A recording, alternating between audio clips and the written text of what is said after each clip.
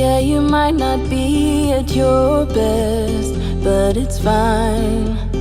I don't mind telling truths when you need to hear them, and be kind when that's what you prefer. How about when you can't see a way out, help you fight and let you know that it won't always be this way. You will get there someday, babe. Feel the sun on your face, visit Paris or Broadway. Hello sa inyo at magandang hapon. Umaga pala, umaga.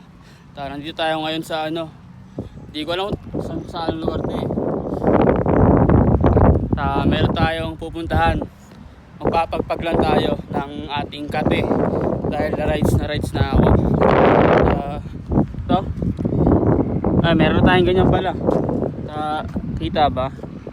Ayan o. Nandito tayo. Parang yata kita eh.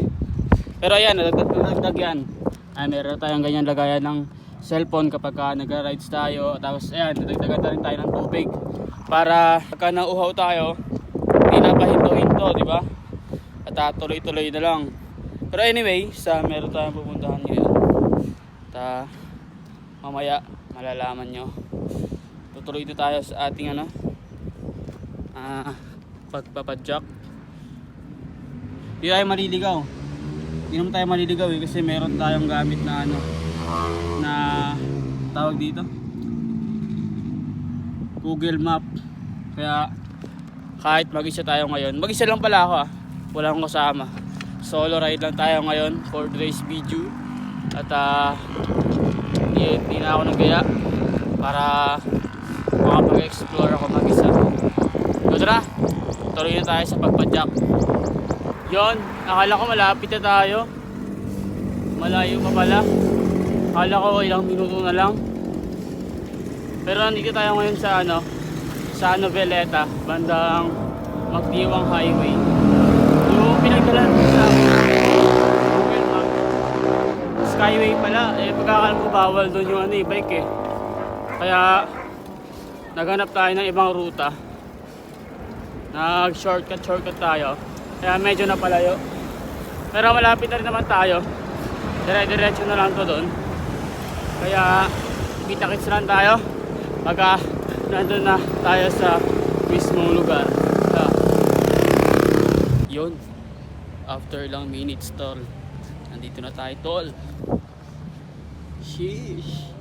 Angas. Ayun yung bahay niya Aguinaldo. Angas tol. Hindi pa ako nag-iikot-ikot dito. Pabalik-balik ako dyan. Doon. Actually yan. Ito na pala yun. Angas Tabitan natin yung bahay ni Aguinaldo. Angas tol. Grabe. Ayan Sheesh. Ang ganda. Ayan I love Kawit. I love Kawit. Hashtag Kawit pala. Angas. So nga lang, parang bawal ata pumasok sa loob. Walang tao sa loob eh. Lapitan natin malapitan talaga. Ayun ito Philippine Independence proclaimed here June 12, 1898. Sheesh, angas. Ganda tol. Angas. Ikot-ikot pa tayo dito. Tingnan natin kung ano pang makikita natin. Angas talaga ng bahay. Ang ganda. So nga lang, bawal pumasok sa loob. Ay, yung bike ko pala. Andun pala yung bike ko. Andun. Walang lock. Yung bike ko pala wala siyang lock. Nakalimutan ko yung lock sa bahay. Sana di siya mawala dun. May cellphone ba naman? Andun lahat ng gamit ko. Wala akong dalang gamit dito ngayon eh. Angas Angas yan men Galing. Ikot-ikot tayo dito. Tingnan natin kung ano makikita.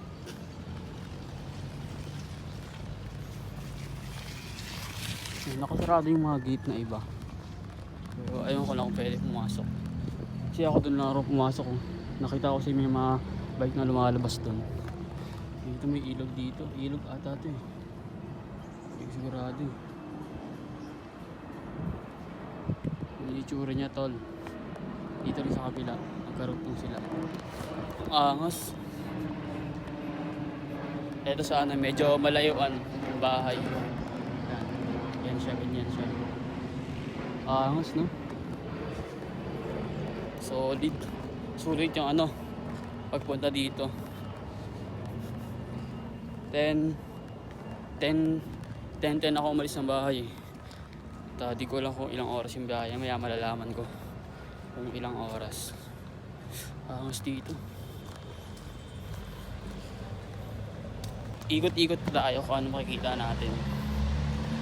Eto, dito sa ano, bandang... Ayan, dito pala. Ayan, dito. Tignan natin kung ano mga meron dito. At ito, merong nakasulat na ano. Ayan. Ano eh, Spanish siya eh, kaya mahirap siya basahin.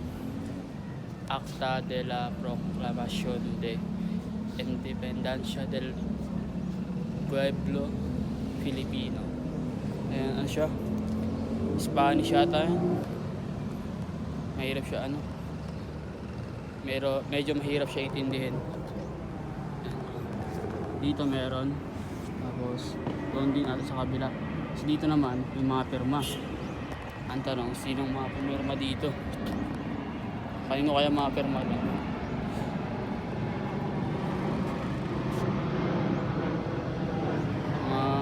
Hindi ko kilala eh.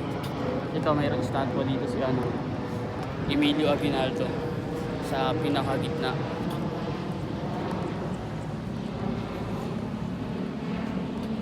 Tapos dito naman sa kabila, tingnan naman natin kung ano bang nakasulat dito. Ay ito. Ito, English pala yun nandito dito. Yan, English pala siya. English yung nakasulat dito. Ay, ito pala Tagalog. Tapos English. Tapos yung doon ata is yung Spanish. Ang galing ah. Ang ganda na ang pagkakaroon nila. Ayan o. Act of Proclamation of Independence of the Philippines. English, Filipino, Spanish. Para maintindihan siya. Ewan ko Spanish yun ah. Hindi ako sigurado. O Espanyol ata yun. Ewan ko. Basta mahirap intindihin eh. Ano, ang straga dito, ang ganda. Ito meron siya ano kapag kagabi ata. Ano tawag din? Hindi ko alam ang tawag din, nakalimutan ko yung tawag. Basta umiilaw yan pag gabi. Saka maganda yan. Tapos ito ayan, sa gitna. Ito na yung sa gitna. Yung ang tawag dyan, revolto ni ano, Emilio Aguinaldo. Tapos ayun yung bahay niya. Ang galing, ang ganda. Maganda. Ganda ng pagkaka-construct ng ano dito. Ito pala merong nakasulat sa ano. Merong nakasulat dito sa statwa ni ano, Emilio Aguinaldo. Ano natin. Papakita ko na lang sa inyo tapos kayo na lang magbasa. Ayun o, sabi dito sa mga kababayan. Ano nakasulat? Mahaba yan.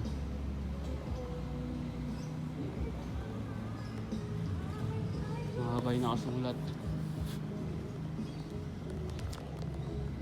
Sa mga kababayan, sabi. Mamaya babasahin ko ulit yan pagkatapos natin mag-ikot-ikot. Angas na ano, angas ng ibulto ni ano, Emilio Aguinaldo. Galing. Pero mas maganda pa rin talaga yung bahay niya. No? Solid. Talagang ano, ang ganda, maganda. Sobrang ganda. Ito ka parang, tignan pa natin kung ano pa mayroon dito. Dito parang may nakita ako dito eh. Dito ata. Ah, wala na pala. Wala na ako makita kung ano meron dito. Yan dito may Santa Claus, mas may reindeer. Yung Wata-Wata Pilipinas, syempre. Yan makawala sa mga ganitong lugar. Hindi naman nawawala yan eh. Pagka mga historical na lugar. Hindi naman siya nawawala. Ito dito, angas na ito.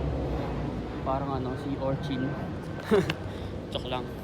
So ito, yung pinakita ko, hashtag Kawi. Tapos meron dito nakasulat, ano, Welcome Aguinaldo Shrine. President Emilio Aguinaldo Motherland, sinabatahin nyo na lang. Kayo na lang magbasa. Dapat ako magbasa eh. Pero may babasahin natin yan pagka tayo mag-ikot-ikot. Bawal ata pumasok sa loob. Wala akong nakikitang tao sa loob eh. Silip-silip na lang tayo kung anong meron. Madilim sa loob. Madilim siya. Yan o. Madilim. Bawal ata pumasok ngayon. 26 ngayon. 26. December 26. Baka bawal talaga pumasok ngayon. Pero maganda ah. So far, wala naman na medyo ano dito. Mas gusto ko kasi talaga sa loob eh. So nga lang, bawal pumasok sa loob. Ata kasi wala akong nakikita sa tao sa loob eh. Bawal ata talaga pumasok ngayon. Wala talagang tao sa loob eh. Andito lang talaga sa ano, labas. Wala talaga siyang ano. Meron naman tao, pero yung mga guard lang ata. Mga taga-bantay ang nasa loob. Pero ayan, ikot-ikot pa tayo, baka meron pa tayong makita dito, di ba? So ayan, update sa pwede naman pala pumasok. Uy,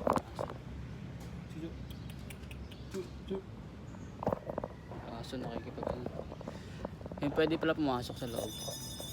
Kaso lang, ang problema ko naman is wala akong dalang ano, lock. Hindi ko nadala yung ano ko na. Hindi ko nadala yung kadena ko na ano.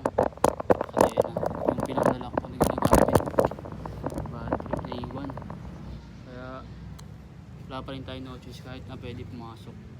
Kasi di naman natin pwede iwanan kahit saan lang yung bike eh. Baka mawala.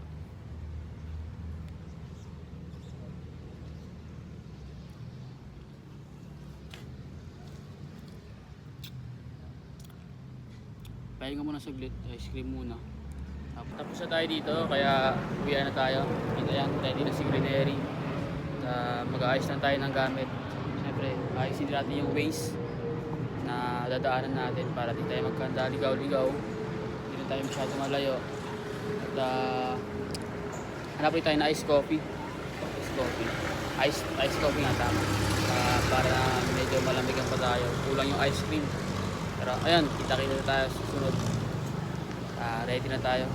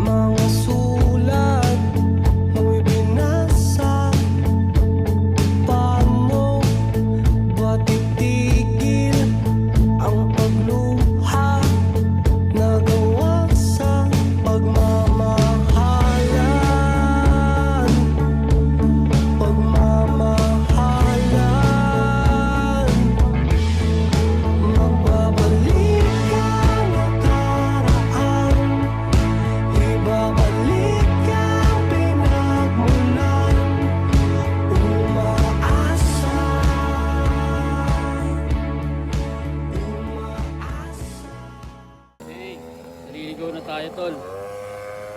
Pero sana makabalik tayo. Meron kasi tayong dinaanan na ano, subdivision ata yun. Tapos hindi ako pinapasok. Sabi bawal daw. Ngayon, hindi ko alam kung nasan ako. Doon na rin tayo gagamit ng ano. Hindi na rin muna tayo gagamit ng Waze kasi naliligaw tayo eh. Pero nakita ko dire-diretso lang ata to. Sana makabalik tayo. Kasi naliligaw na talaga tayo, tol. Kumapit na ako ng Waze, naligaw pa eh, no? Jubal. Sana makabalik tayo sa daan. Andito tayo sa Barangay Alapan. At di ko alam kung saan to. Ngayon lang ako nakadaan dito. Wala pa masyadong bahay. Medyo liblib na lugar. Wala masyadong bahay na nakapaligid, ano? Wala masyadong bahay. Konti lang. Try ulit natin na gumamit ng ano, Waze. Baka mahanap natin yung daan. Kasi mahirap na, baka mas baligaw. Lobat pa tayo. Lobat na tayo, guys. 20% na lang. Yun, meron na tayong daan. May nakuha na tayo. Kaso kailangan natin bumalik. Kailangan natin bumalik sa ano, nanggalingan. Babalik tayo. Babalik. Damn, nakabalik na tayo sa ano, tamang daan. Akala ko di na makaka-uwi. Buti na lang talaga. At nag-waste ulit tayo. Pero palubat na yung cellphone. Sana mag-charge siya sa ano, power bank. Pero okay lang yan kasi kasama talaga yun sa ano eh. Kasi kapag walang medyo masamang nangyari, hindi masama.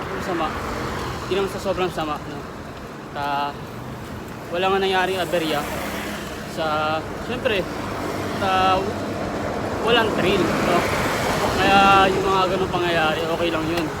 Normal yun para mas ma-enjoy natin yung ano, rides. May ganung pangyayari. Solid pa rin, pero yun, nakabalik tayo sa daan. Kaya balik tayo sa tunay na misyon.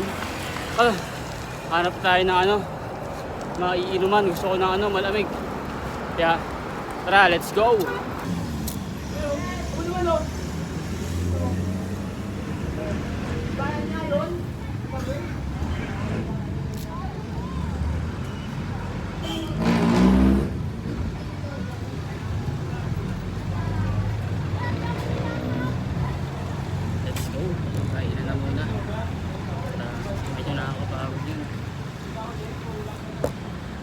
Let's eat muna. Balik tayo muna.